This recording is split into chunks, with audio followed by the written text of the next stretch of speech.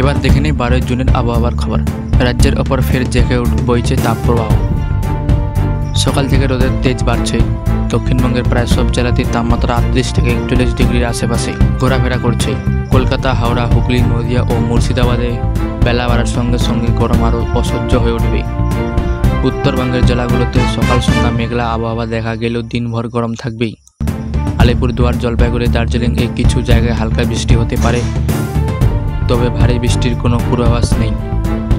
আবহাওয়া দপ্তরের মতে আগামী 24 ঘন্টায় দক্ষিণবঙ্গে বৃষ্টির সম্ভাবনা নেই বলেই চলে, বরং আগামী 2-3 দিন তাপপ্রবাহ অব্যাহত থাকবে।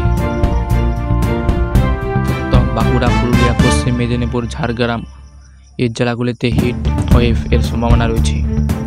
আকাশ পরিষ্কার থাকবে, সূর্যের তেজ থাকবে তীব্র। অতএব যারা সকাল থেকে বাইরে বেরোচ্ছেন তাদের সতর্ক থাকা অত্যন্ত জরুরি, বিশেষ করে দুপুর 12টা থেকে 4টার মধ্যে। বাড়ির বাইরে না যাওয়ার পরামর্শ দিয়েছে আবহাওয়া দপ্তর। সঙ্গে পর্যাপ্ত পরিমাণে জল পান করতে হবে। হালকা জামা কাপড় পরুন এবং রোদ থেকে নিজেকে বাঁচান। বয়স্করা ও শিশুরা যেন বিশেষভাবে সতর্ক থাকেন। বাংলাদেশের ঢাকা, রাজশাহী, খুলনা, চট্টগ্রাম এইসব জেলাগুলোতে গরমের দাপট বজায় থাকবে। কোথাও কোথাও মেঘের আনাগোনা থাকলেও বৃষ্টির সম্ভাবনা কম।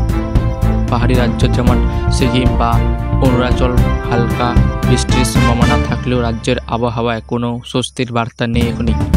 তবে আগামী সপ্তাহের শেষ দিকে দক্ষিণবঙ্গে বৃষ্টির সম্ভাবনা তৈরি হতে পারে, এমন ইঙ্গিত দিয়েছেন মৌসুম ভবন। আজকের আবহাওয়ার আপডেট এখানেই শেষ করলাম। নমস্কার।